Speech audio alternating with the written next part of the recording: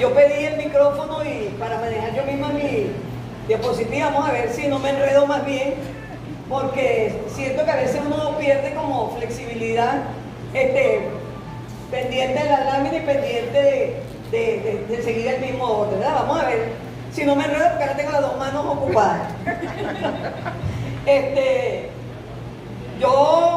Fíjate que ya me empecé a enredar.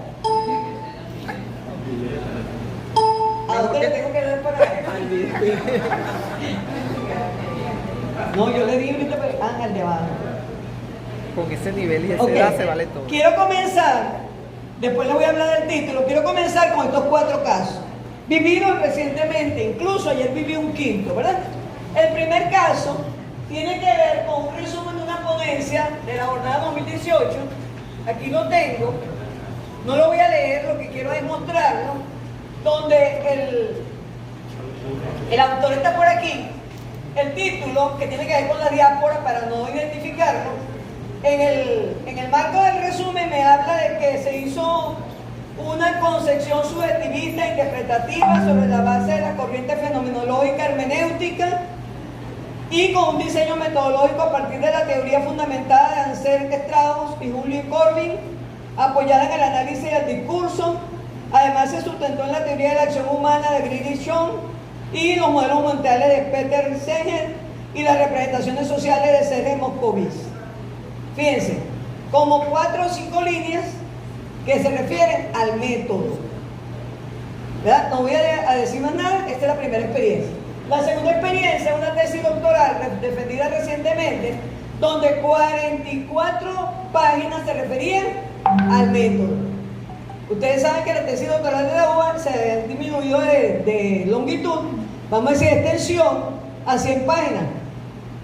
Ella superó las 100, pero 44 eran del método.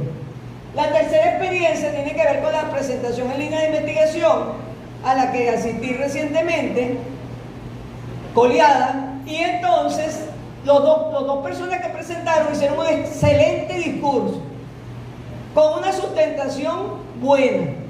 Todo el mundo tuvo claro en eso. Sin embargo, criticamos. Y criticamos el método. Y por supuesto, los diferentes jurados que estaban participando hicieron observaciones con respecto al método. Y eso, por supuesto, no hizo sentir bien a los estudiantes. Incluso yo creo que me gané la fama de fastidioso. ¿Verdad? Entonces, tercer caso. Cuarto caso, lo viví yo misma. Yo mandé de la última ponencia que hice, yo vi que eso no se iba a publicar porque hay un grupo de investigadores que no quieren dar a conocer sus materiales. Yo dije, esto no se va a publicar. Entonces yo enseguida, terminando la ponencia, mandé mi ponencia a una revista. La revista me respondió rápidamente y me felicitan por el excelente contenido, e incluso me gustó mucho esta observación porque me dicen, siga inventando. O sea que ellos captaron lo que yo quiero, inventar. Sin embargo, me criticaron que en el resumen no estaba explícito ni el objetivo ni el método. Yo traje el resumen, no lo voy a leer completo, pero voy a leer cuando dice el propósito de esta investigación. No, este no. Ese era el otro. Fíjense que dice el propósito de la investigación. Lo primero que tenemos que tener claro, que es una ponencia, que es un artículo, que es una investigación. Pero este que es el mío dice en un determinado espacio, de ahí que el artículo reflexiona acerca de las hegemonías y resistencias, punto suspensivo, y dice, se basa en una hermeneusis de documento y en la experiencia de la autora. ¿Está o no está el objetivo y la metodología? Claro. Está. Pero no dice, el objetivo es este y la metodología es esta. Claro. Entonces, ¿para qué yo presento esos casos? Para responder a la pregunta, ¿qué está dificultando la autonomía del sujeto investigador? Evidentemente, mi ponencia tiene que ver con un tema que se ha tocado desde el viernes y que a todos nos apasiona, que es la investigación. Entonces, ¿qué vivo en esas 4 experiencias? La quinta, que no está considerada porque la viví ayer, vino una persona de Charellave, se me acerca a saludarme y me dice, doctora, estoy trabajando con los doctorados de Charellave, quiero estar en contacto con usted. Yo le digo, ¡ay, qué bueno! Lástima que no va a estar el sábado, porque voy a hablar de una propuesta. Entonces, cuando les cuento la propuesta, me dice, ¿y usted no cree que se va a perder lo científico? Entonces yo le respondí en ese momento, haciendo alusión a una ponencia de ayer, pero voy a responder hoy haciendo una alusión a mi ponencia. Cuando termine la ponencia, ustedes van a decir si es buena, regular o mala, porque obvio entra en esa clasificación. Y si ustedes dicen que es buena, el procedimiento que yo usé para presentarla, para hacerla, es bueno, sin decir cuál fue. Y si ustedes dicen que es mala, evidentemente no hice un buen procedimiento, es decir, no hice una buena investigación. ¿Me están captando? La propuesta que yo traigo es que el producto es lo que evidencia cuál fue el método. Si me obligaran a decir cuál fue el método, posiblemente yo voy a decir algo que va a permitir que varios opinen y digan, no, ese no fue. Pero como van a saber ustedes cuál fue o no fue, si la que lo hizo fui yo, ¿verdad? Pero así es. Entonces, lo que yo quiero mostrar con estas experiencias es que lo que está frenando la autonomía del sujeto investigador son los paradigmas tradicionales hegemónicos de investigación, de elaborar trabajo de grado, de elaborar tesis doctorales, de elaborar incluso artículos. Y evidentemente, ¿qué pasa, Hermes? Evidentemente, dentro de lo que estoy diciendo de que hay una hegemonía de pensamiento tradicional, uno de los códigos impuestos es el escrito académico. Hay una forma tradicional, científica, dirían los algunos, universal de presentar los artículos académicos. Y fíjense que este autor, ayer me decía alguien que no es una investigación utilizar autores. ¿Cómo es eso? Pero obviamente no vamos a discutir eso, ¿eh? Díaz en el 2013 dice que escribir es casi un cuasi obstáculo administrativo. Es decir, que yo, si soy investigadora, tengo que escribir. Y si no lo hago, prácticamente eso es un obstáculo. Sin embargo, él plantea que más allá de que sea un obstáculo administrativo, hay que analizarlo, que para poderme validar como investigador, tengo que escribir. Necesariamente tengo que escribir. Y esa escritura tiene que estar basada en las normativas vigentes. ¿Cuáles normativas? Esas tradicionales, que no es que son malas ni que yo lo estoy descartando, ¿verdad? Internacionales. Y evidentemente, escribir implica competencias investigativas. ¿Y dónde se obtienen esas competencias investigativas? Generalmente en las materias de proyectos, seminarios, métodos.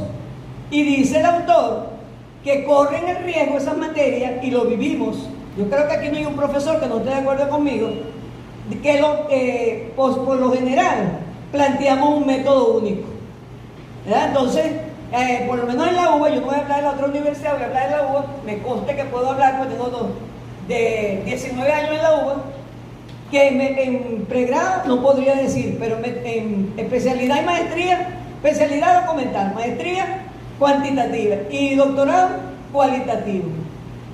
¿Y quién ha dicho que no se puede hacer una buena tesis doctoral cuantitativa? O por el contrario, una buena tesis de maestría cualitativa. Entonces, lo que está diciendo este autor no es falso, todos lo conocemos. Entonces, fíjense. Me devolví, ¿viste? Ahora sí. Si la pregunta era, ¿qué es lo que está limitando la autonomía del sujeto investigador? La respuesta entonces sería, ¿cómo alcanzar una real independencia investigativa? Ayer lo dijo el doctor Sánchez, se requiere conocimiento. Eso no lo puede negar nadie. Y ese conocimiento, por supuesto, viene de un aprendizaje, viene de una formación de posgrado, viene de un curso de investigación, viene de curso de tutores y viene de asistir a este tipo de eventos. Porque cuando yo asisto a este tipo de eventos, yo oigo ideas, veo gente y digo, eso tengo que hacerlo, ¿verdad? Y por supuesto viene de experiencia. Entonces no todos podemos estar al mismo nivel de experiencia. Yo, al contrario del doctor Basilio, me mandé a leer de mi currículum un aspecto particular que me valida como investigador. y me valida como un investigador de alto nivel en este país. Entonces, ¿por qué me lo mandé a leer? Le decía yo a él, porque tiene que ver con esto. No puedo olvidarme de que no todo el mundo tiene la misma experiencia. Entonces yo no puedo evaluar la experiencia de un chico que se está graduando voy a nombrar a los psicólogos porque son mis amigos, ¿verdad? A igual que a un doctor recién graduado o igual que un doctor de alta experiencia. Yo ayer dije que la mañana de ayer con los viejos fue muy buena. Sí. Obvio, esos viejos, incluyéndome a mí, son una gente que tiene mucha experiencia, ¿verdad? Ok, pero investigar también requiere un esfuerzo epistemológico que debe ser en paralelo con un esfuerzo escritural. Normalmente nosotros separamos el esfuerzo epistemológico del esfuerzo escritural y tiene que ser en paralelo. Y eso tenemos que tener claro, tanto los profesores como los tutores, como los jurados y como los estudiantes. No puede decir, no, pero es que como ella dijo que yo no tengo experiencia, no. El esfuerzo tiene que ser en paralelo. Y evidentemente, eso también implica un cuestionamiento a la noción de investigación. Necesariamente, desde el viernes hemos venido oyendo, desde el jueves, que todos los ponentes han insistido en la necesidad de un cambio. Me voy a dar por vencida, Miriam. Ok, aquí es cuando le voy a hablar de mi título, ¿verdad? Entonces, ¿por qué propongo el libro como una alternativa escritural poética para la presentación de trabajo de grado? No es mi propuesta. Yo estoy aquí representando a una propuesta rectoral que se viene manejando, lo decía ayer Janet, desde el año 2015. Fíjense, estamos en el 2019 finalizando, casi 5 años. Y la propuesta del rector, para que ustedes vean lo difícil que es hacer cambios. Y con todo no se ha logrado. Entonces, ¿qué decimos de esta propuesta? ¿Por qué es interesante la propuesta? Porque los libros generan una seducción. A uno le seduce hablar de escribir un libro. ¿Y por qué te seduce el libro? Porque despierta sueños ocultos. Y uno se imagina que va a escribir todo lo que uno está pensando, ¿verdad? Por otro lado, obviamente el libro como poética de investigación es una cosa original. Porque no es original que hacemos la tesis doctoral y luego la transformamos en libro. El rector de esta universidad está planteando que hagan libros como tesis de maestría y como tesis doctoral. Señor, estamos perdiendo oportunidades. Pero además implica la creatividad en la búsqueda de nuevos caminos en la investigación social. ¿Qué es lo que se está hablando desde el jueves? Que tenemos que buscar nuevos caminos. La UBA lo está planteando el rector. Obviamente eso implica trabajar la realidad investigativa, ¿verdad? Y este autor, Ricci del 2016, fíjense, nuevecito. Yo quiero lograr convencer de que no es un planteamiento único de la UBA. Fíjense, Ricci del 2016 dice que la realidad siempre es un texto con posibilidades de ser leído. Y la lectura que se realiza se expresa en un lenguaje articulado, es decir, otro texto.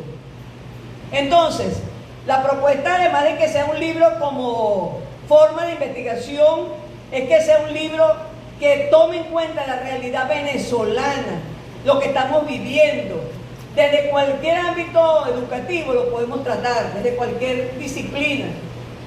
Y en correspondencia, Álvarez 2014 dice, en la posibilidad de pensar sin paradigmas. Yo no sé qué quiso decir el autor. Yo creo, al menos así lo interpreto, que escribir e investigar implica pensar y pensar bien. Entonces, si yo tengo que escribir implica pensar y pensar bien, no importa si pienso positivistamente, interpretativistamente, complejamente. Lo que interesa es que piensen y piensen bien, ¿verdad? Entonces, eso es lo que está planteando él. y de alguna manera es lo que le preocupa a la gente cuando se habla del libro.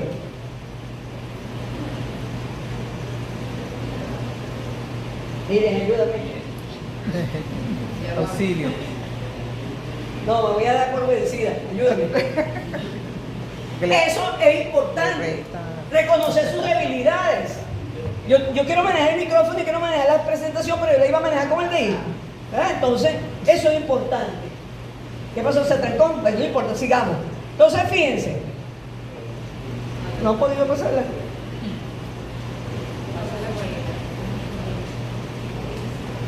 Ahí está. Entonces, fíjense lo que yo estoy planteando. Empecemos allá en el medio. Un autor, Escardalia y Benedicta en 1992, plantean que escribir es un proceso de descubrimiento. ¿Y qué es investigar? Descubrir. Pero además plantea el mismo autor que la escritura tiene una función representativa, ideacional. Es decir, ¿cómo me imagino yo que es la universidad del siglo XXI? Y le escribo, entonces está cumpliendo esa función. ¿Qué pretende la investigación? Eso mismo, ver la realidad desde mi visión. Olson, otro autor, dice que la escritura invita a ver lo pensado y lo dicho de modo diferente. ¿Y qué dije yo en esa conferencia de allá del auditorio, el día ese que, como les digo, no me alcanzó el tiempo? Que investigar es ver la realidad, ver en la realidad lo que otros no han visto. Esto yo no lo inventé, pero es una investigación que tuve que hacer para cuadrar esas ideas, ¿verdad? Entonces, fíjense ¿cuál es la diferencia entre escritura e investigar de acuerdo a esta postura? Veamos la otra.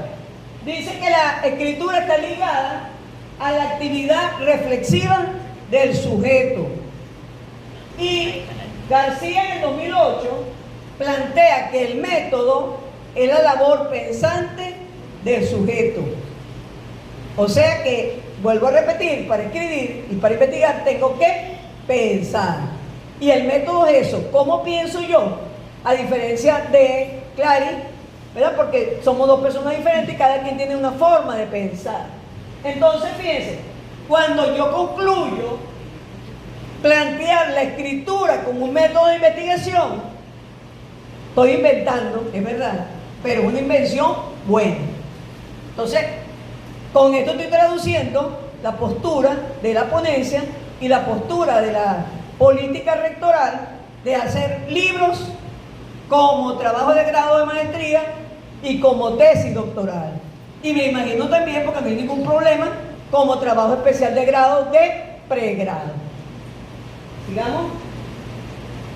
Entonces, Serrano en 2014 dice que componer un texto no solo es la expresión de ideas, sino una actividad de construcción de significados, una instancia de generación de conocimiento y de desarrollo del pensamiento.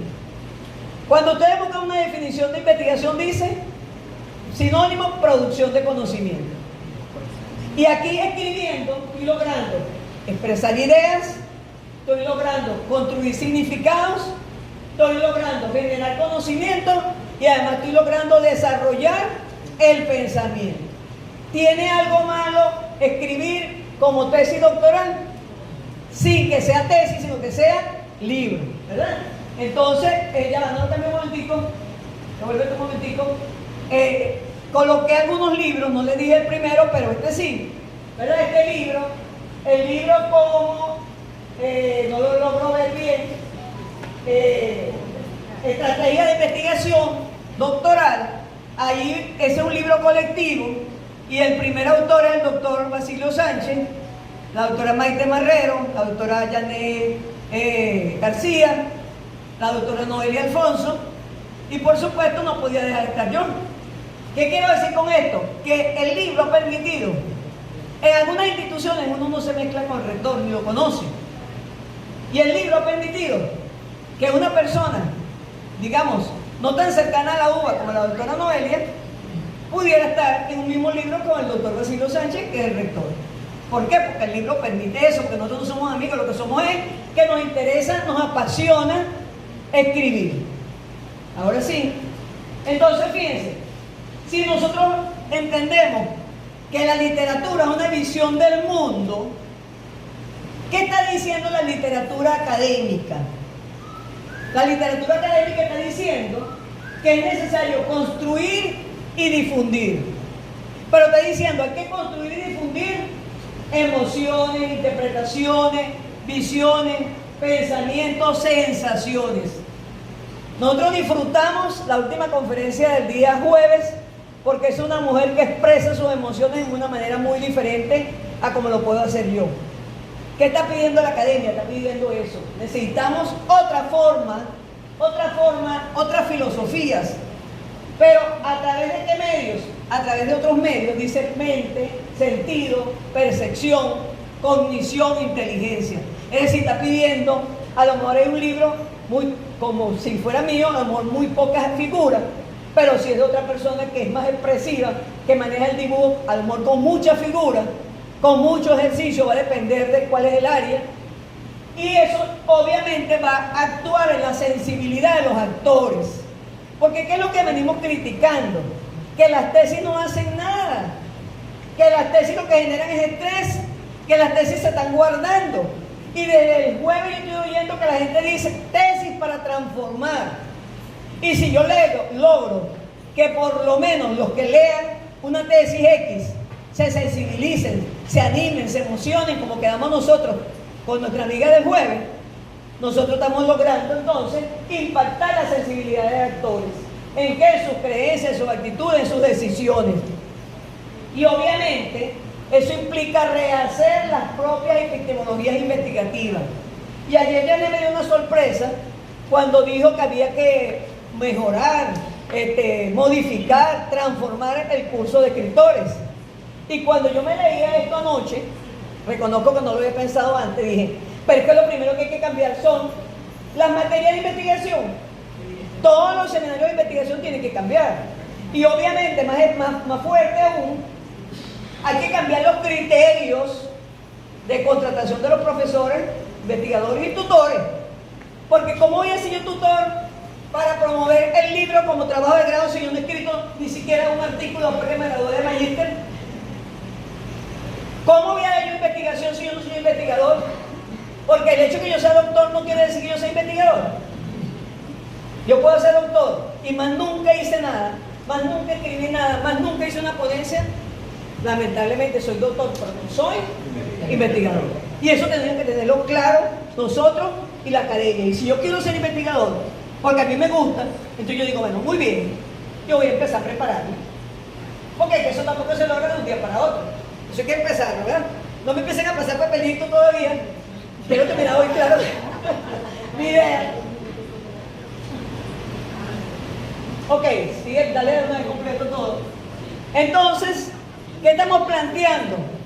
Que la escritura se transforme, falta uno, en un acto de vanguardia, un arte de vanguardia. O sea, démosle como una nueva. Ayer decía la doctora Melina, la universidad es otra. Efectivamente, el libro que estamos planteando nosotros es otro.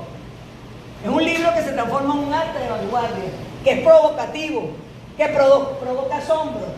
Y obviamente bajo los criterios estéticos del autor, porque lo que hablábamos, no es lo mismo la estética como autora de Janet a la estética como autora mía, que yo soy científica 100%, ¿verdad? Porque es obvio, yo soy profesora de biología y química.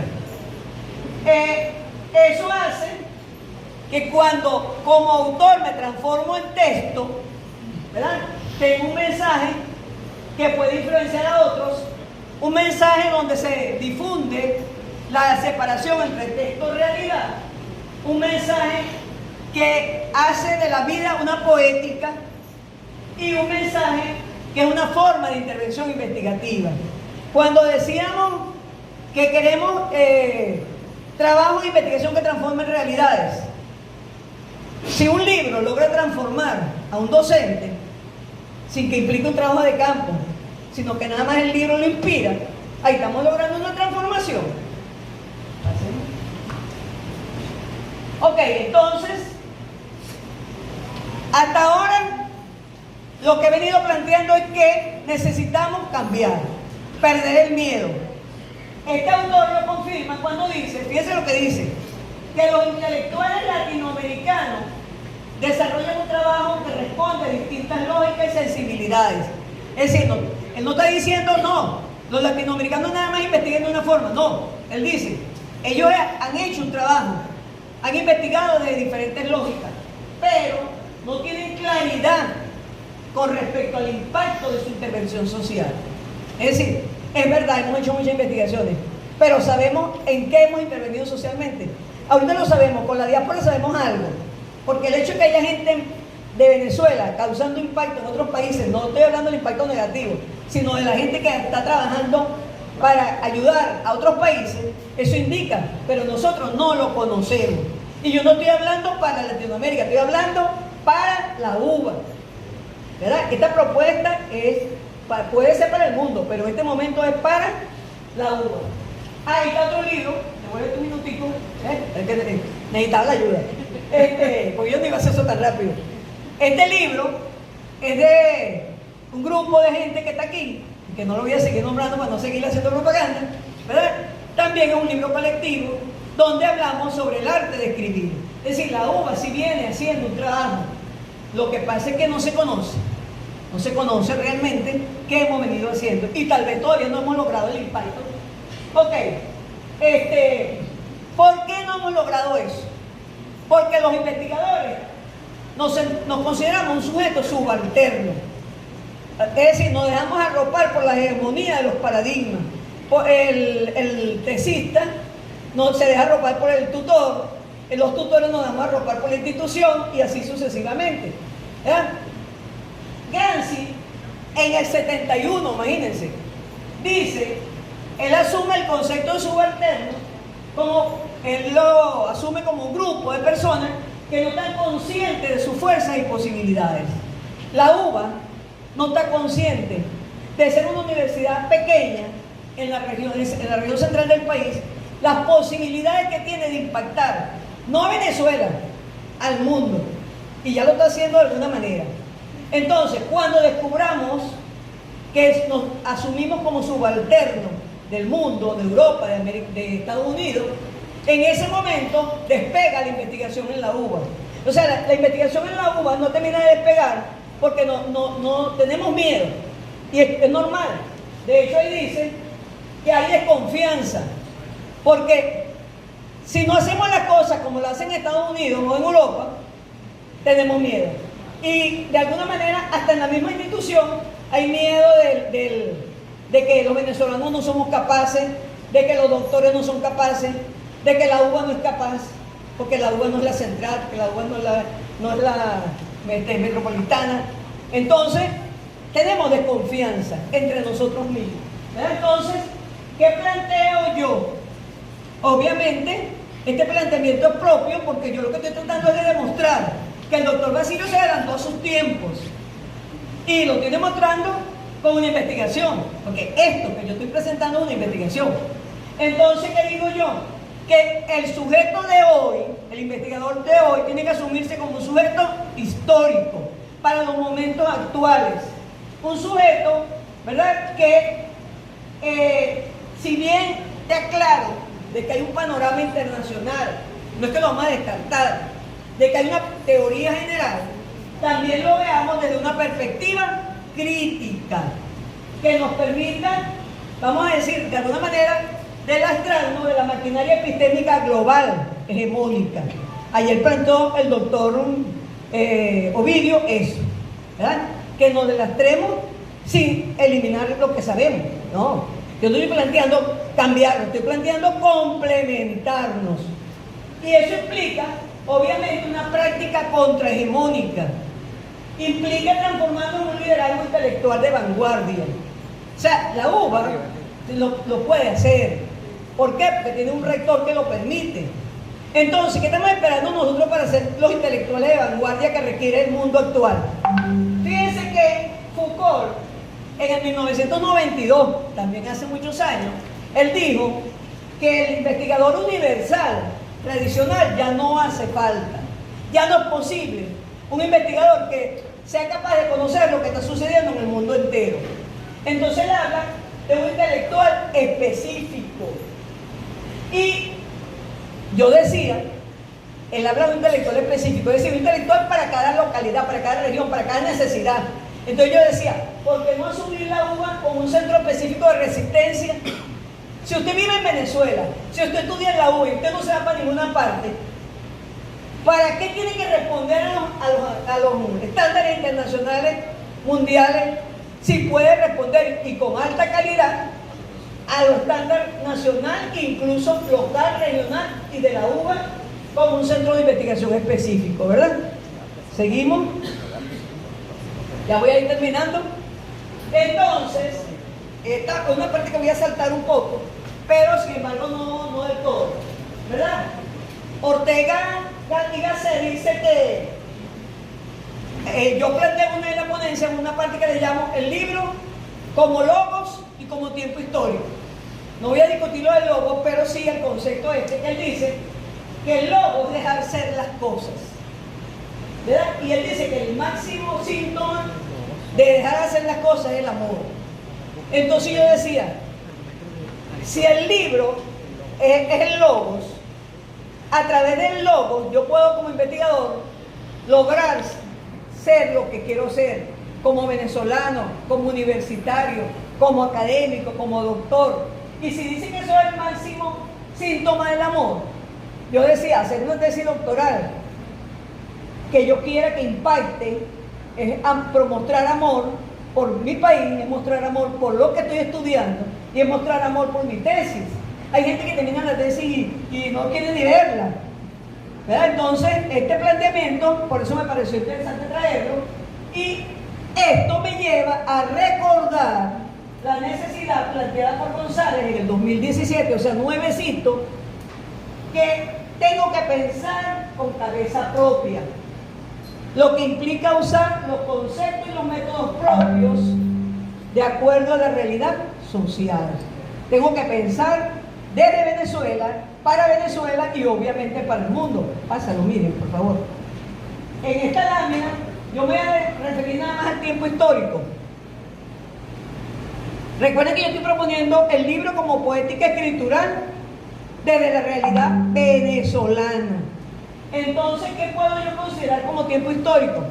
Puedo considerar el pasado lejano y cercano de Venezuela, puedo considerar la valoración del presente, o puedo considerar la proyección hacia el futuro. Es decir, que tenemos mucho que escribir de Venezuela. Y de acuerdo... Miren, pasa. De acuerdo, entonces,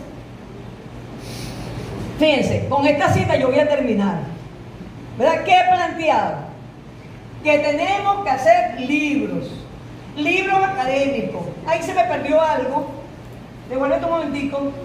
Que esta partecita aquí, que dice libros, todo libro tiene una orientación estética. Es decir, que cuando yo me siente a escribir mi libro, yo piense que yo voy a escribir una obra de gran trascendencia. Si lo logro o no lo logro, el tiempo lo dirá. Pero cuando usted se siente a escribir su tesis doctoral como un libro de gran trascendencia, como una obra de arte, evidentemente que tiene que salir algo bueno. Porque usted lo está haciendo con amor, con cariño.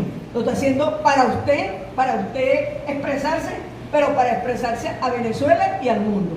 Ahora sí, termino con esta cita de Egner de 2005, que fíjense lo que él dice. Él dice, la ciencia es en sí misma una empresa artística. Y dice, donde no hay reglas para garantizar su éxito. Es decir, que yo puedo ser un investigador y con todo, que tenga todas las potencialidades, no puedo garantizar el éxito. Y generalmente los juicios son basados en la sensibilidad y el gusto. Entonces, ¿qué quiere decir esto? ¿A qué os invito? A que escriban libros como tesis, o como trabajo de grado, o como trabajo especial de grado, o como profesores, con amor, para Venezuela, para ustedes, para la universidad. Y que la universidad le está permitiendo eso. Y que incluso ahorita, yo tengo mucho, pasa una lámina que yo no quise dejar de traer, no la voy a poner, pásala, para que vean lo que se ha hecho en la UBA en el 2019 y no es todo. Ahí, decía yo ayer, están representados los sueños de muchas personas, pero la universidad ahorita le está ofreciendo que además de que se representen sus sueños, sea económicamente rentable con el convenio que acaban de firmar. Entonces, si usted se siente escribir un libro pensando que va a ser una obra de trascendencia, no debe ser algo malo. De hecho, el doctor Basilio me gustó mucho que él dijo, no hay libro malo. ¿Ustedes oyeron eso? Sí. Lo dijo el jueves, no hay libro malo. Entonces, que a lo mejor el mío no sea tan rentable como el de Piña es otra cosa, pero no hay libro malo. Entonces, yo cuando vi el emprendedor, dije, el emprendedor dice que hay que tener pasión, sueño, yo tengo todo eso. Pero él dijo, hay que saber vender. Y yo le dije a Noelia, o aprendemos a vender o moriremos. ¿Logré vender la idea? Sí. Ah, yo dije, hoy me voy a graduar de vendedor. Bueno, gracias.